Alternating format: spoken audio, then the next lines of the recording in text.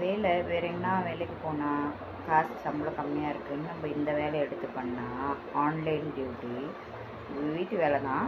Online duty book பண்ணால் நம்ம போய் செஞ்சு கொடுத்துட்டு வரணும். டைமிங்ஸ் லொக்கேஷன் பார்த்து போய் செஞ்சு கொடுத்துட்டு வரணும். லேட் ஷோ காமிக்கக்கூடாது, அப்புறம் லீவு ஆசை போடக்கூடாது, அப்புறம் கேன்சலேஷன் பண்ணக்கூடாது. நிறைய ரூல்ஸ் இருக்குது. இந்த ஸ்டார் ரேட்டிங் எடுக்கணும். எடுத்தால் தான் நம்மளுக்கு நிறைய பேமெண்ட் வரும். ஸ்டார் ரேட்டிங் கம்மியாகிடுச்சுன்னா பேமெண்ட் கம்மியாகும். அந்த மாதிரி நம்ம கஷ்டப்பட்டு ஒரு டியூட்டியை பண்ணால் இந்த கஸ்டமருன்னு ஒருத்தர் இருக்கிறாங்க பண்ண அசால்ட்டாக ஒரு மெசேஜை போட்டுருவாங்க, ஸ்டார் ரேட்டிங் கீழே இறங்கிடும். அப்போ பேமெண்ட்டும் கம்மியாகிடும். அப்போ எனக்கு காண்டாக ஏறும் பாருங்க. அந்த கஸ்டமர் வீட்டிலேயே போய் நல்லா நாக்கு கொடுங்குற அளவுக்கு கேட்கலாமான்னு ஏறும் காண்டு. ஆனால் என்ன பண்ணுறது, வேலை தொழிலாச்சே. அதனால் அமைதியாக பல்ல கடிச்சிட்டு வேலை செய்கிறேன்னு பார்க்குறாங்க. நான் சொல்கிறேன், வேலை க்ளீனாக பண்ணுறோம் இல்லைன்றது பிரச்சனை. அப்புறம் நாங்கள் உங்களுக்கு அந்த டைமில் அந்த ஸ்பாட்டில் வந்து வேலை செய்கிறோம்ல, அது உங்களுக்கு புரியுதா இல்லையா?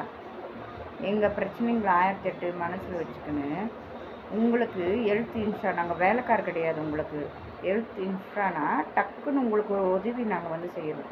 அது எப்படி நீங்கள் அசால்ட்டாக மெசேஜ் போட்டு எங்களை கீழே இறக்கி விடுவீங்களோ எனக்கு புரியல. அந்த மாதிரி பண்ணாதீங்க. ஸ்டார் ரேட்டிங் கொடுக்கலனாலும் பரவாயில்ல, இது பண்ணாதீங்க, மெசேஜை தட்டாதீங்க, சரிங்களா? உங்களுக்கு தான் கை இதுன்ட்டு மெசேஜ் தட்டாதீங்க. அப்புறம் எங்களுக்கு வாய் இருக்குது, அப்புறம் பேச வேண்டியது இருக்குது.